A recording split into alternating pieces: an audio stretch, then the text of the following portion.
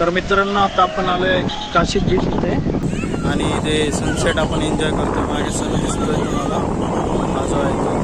आणि सनसेटला येण्यापूर्वी ना आपण थोडं आधी यायला पाहिजे होतं, कारण की आपण पाण्यात जाऊ शकलो असतो.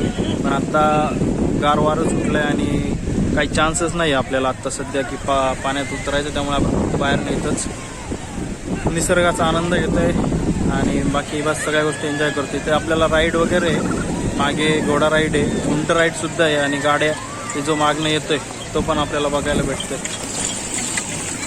नशीब अंगावरनं नाही गेला तो माझ्या, हे स्ट्रेट मागं चाललाय आणि सनसेट पॉईंट तर दिसतोय तो एक नंबर.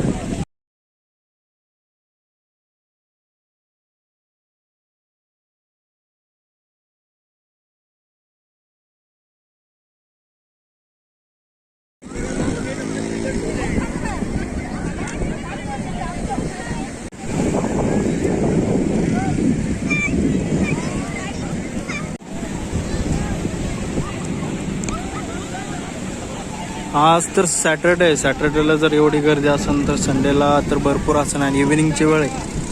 इव्हिनिंगला तर गर्दी कमी आहे. त्या सगळ्या गोष्टी तुम्हाला इथं भेटतात. छान आहेत पण कॉस्टलीसुद्धा आहेत. घोडा आहे, सगळं आहे, सगळं आहे. लगेच जायचं 1 2 3 म्हणले का आत्ताच नाही थांब.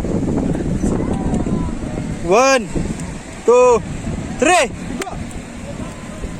माघारी यायचं. माघारी यायचं. माघारी आहे, टच करून माघारी आहे.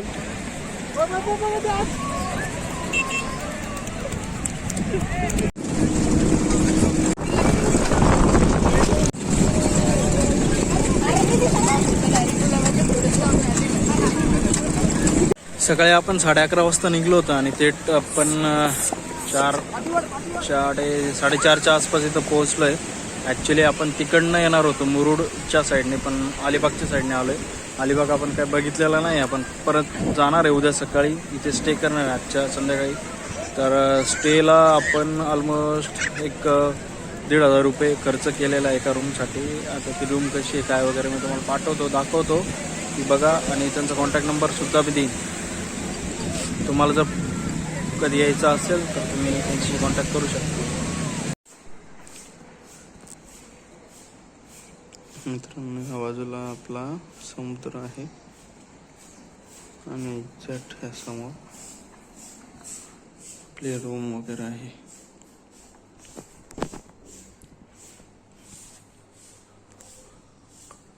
वॉशरूम आहे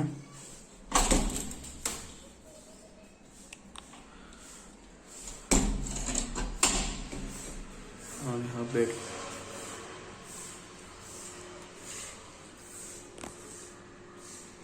अफोर्डेबल प्राईसमध्ये ह्या भेटते या सगळ्या गोष्टी.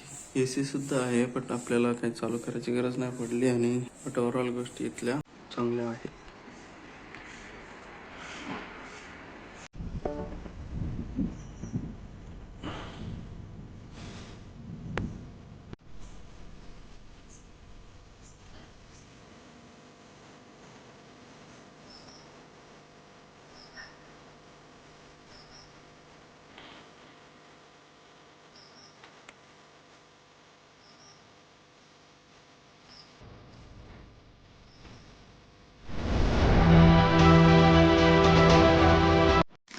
आज सकाळी आपण आता परत उठून परत एकदा काशीत बीचला चालू आहे.